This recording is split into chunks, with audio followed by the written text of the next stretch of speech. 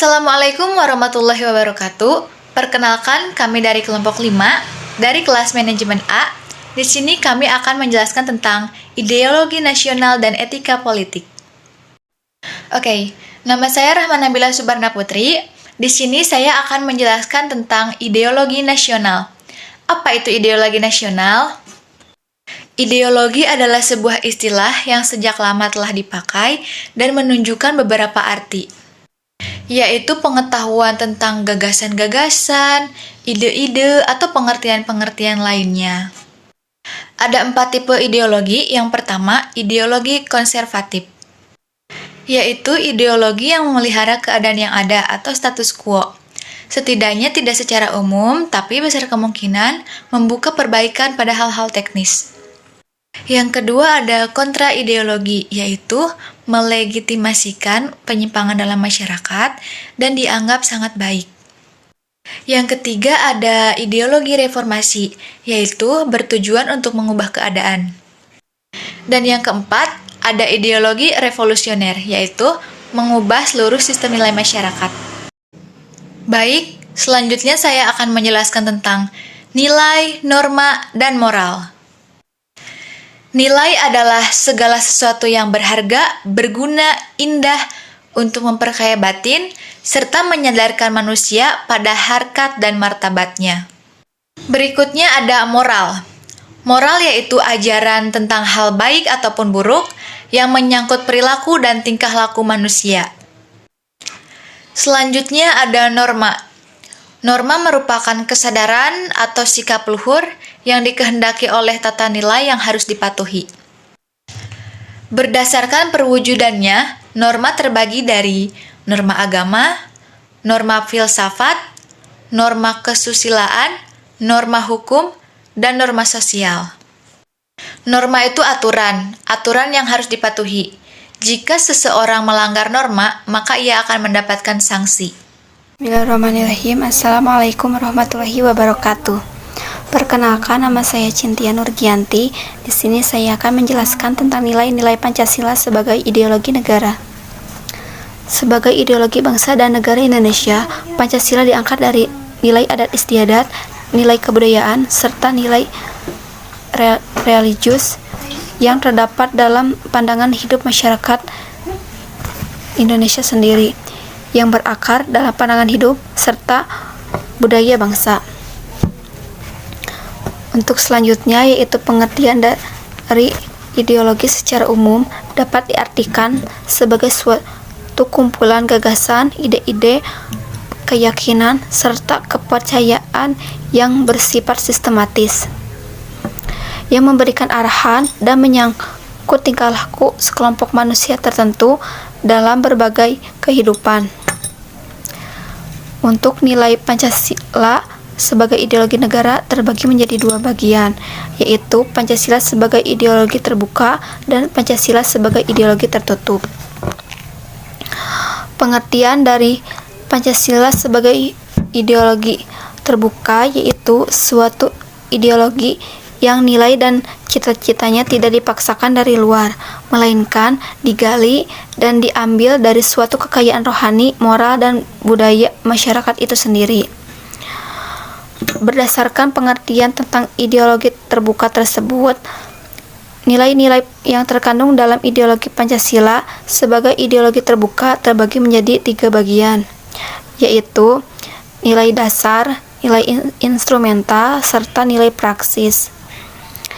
Nilai dasar yaitu hakikat kelima sila Pancasila, ketuhanan, kemanusiaan, persatuan, kerakyatan, serta keadilan. Dan pembukaan UUD 1945.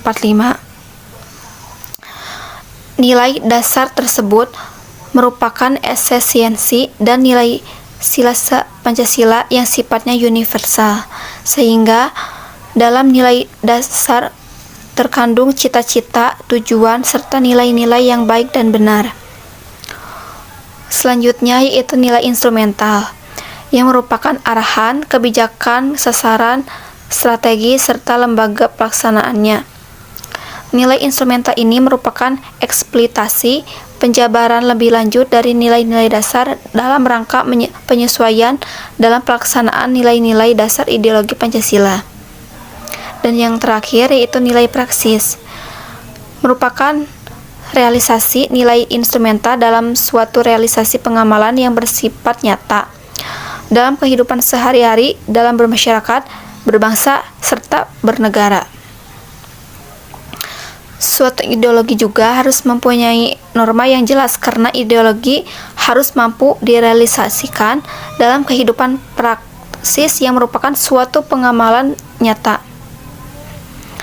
Oleh karena itu, Pancasila sebagai ideologi yang bersifat terbuka memiliki 3 dimensi, yaitu dimensi idealisme, dimensi normatif, dimensi realitas, serta dimensi fleksibilitas. Dan untuk yang terakhir yaitu Pancasila sebagai ideologi tertutup. Pengertian dari ideologi tertutup yaitu suatu sistem pemikiran yang tertutup. Suatu ideologi tertutup dapat dikenali dan beberapa ciri khas. Ideologi ini bukan cita-cita yang sudah hidup dalam masyarakat, melainkan merupakan cita-cita satu kelompok yang mendasari suatu program untuk mengubah dan memperbarui masyarakat. Dengan demikian, ciri ideologi tertutup bahwa atas nama ideologi dibenarkan pengorbanan-pengorbanan yang dibebankan kepada masyarakat. Demi ideologi, masyarakat harus berkorban, dan kesediaan itu untuk menilai kepercayaan ideologi para warga masyarakat serta kesetiaannya masing-masing sebagai masyarakat. Kenalkan, nama saya Nisha Paraswati Sutariat dari kelompok 5. Di sini saya akan menjelaskan tentang makna ideologi Pancasila bagi negara. Yang pertama, ada teori perseorangan atau individualistik. Pada intinya, menurut teori ini, negara adalah masyarakat hukum yang disusun atas kontrak antara seluruh orang dalam masyarakat itu, atau sosial kontrak. Hal ini mempunyai pengertian bahwa negara dipandang sebagai organisasi kesatuan pergaulan hidup manusia yang tertinggi. Manusia sebagai individu hidup bebas dan merdeka. Tidak ada yang di bawah oleh orang lain karena semua dalam kedudukan dan taraf yang sama. Kedua, teori golongan atau kelas teori. Menurut Karl Marx, negara merupakan penjelmaan dari pertentangan-pertentangan kekuatan ekonomi. Negara dipergunakan sebagai alat oleh mereka yang kuat untuk menindas golongan ekonomi yang lemah. Yang dimaksud dengan golongan ekonomi yang kuat adalah mereka yang memiliki alat-alat produksi. Mark negara terjadi dalam sejarah perkembangan masyarakat yang meliputi 3 fase. Fase borjuis, fase kapitalis, dan fase sosialis komunis. Ketiga, teori kebersamaan atau integralistik. Segi integritas antara pemerintah dan rakyat negara memikirkan penghidupan dan kesejahteraan bangsa seluruhnya. Negara menyatu dengan rakyat dan tidak memihak pada salah satu golongan dan tidak pula menganggap kepentingan pribadi yang lebih diutamakan, melainkan kepentingan dan keselamatan bangsa serta negara sebagai suatu kesatuan yang tidak dapat dipisahkan. Menurut Prof. Supomo, Pancasila bersifat integralistik karena mengandung semangat kekeluargaan dalam kebersamaan, adanya semangat kerjasama atau gotong royong, memelihara persatuan dan kesatuan, dan mengutamakan musyawarah untuk mufakat. Etika politik dan filsafat saling berhubungan. Etika politik termasuk dalam lingkungan filsafat, sedangkan filsafat yang langsung mempertanyakan praksis manusia dalam etika. Ada beberapa bidang etika khusus seperti etika individu, etika sosial, etika keluarga, etika profesi, dan etika pendidikan. Dalam hal ini termasuk etika politik yang berkenaan dengan dimensi politis kehidupan manusia. Etika berkaitan dengan norma moral, yaitu norma untuk mengukur betul salahnya tindakan manusia sebagai manusia. Dengan demikian, Etika politik mempertanyakan tanggung jawab dan kewajiban manusia sebagai manusia dan bukan hanya sebagai organ negara terhadap negara, hukum berlaku, dan sebagainya. Fungsi etika politik dalam masyarakat terbatas pada penyediaan alat-alat teoritis untuk mempertanyakan serta menjelaskan legitimasi politik secara bertanggung jawab. Jadi, tidak berdasarkan emosi, prasangka, dan a priori, melainkan secara rasional, objektif, dan argumentatif. Tugas etika politik membantu agar pembahasan masalah-masalah ideologis dapat dijalankan secara objektif dan etika politik tidak langsung terjun kepada etika praktis. Etika politik dapat memberikan patokan orientasi dan pegangan normatif bagi mereka yang memang mau menilai kualitas tatanan dan kehidupan politik dengan tolak ukur martabat manusia atau mempertanyakan legitimasi moral sebagai keputusan politik. Assalamualaikum warahmatullahi wabarakatuh. Perkenalkan, nama saya Ilma Nurul Kamilah. Saya dari kelompok 5. Di sini saya akan membahas mengenai nilai-nilai Pancasila sebagai sumber etika politik. Nilai-nilai Pancasila sebagai sumber etika politik.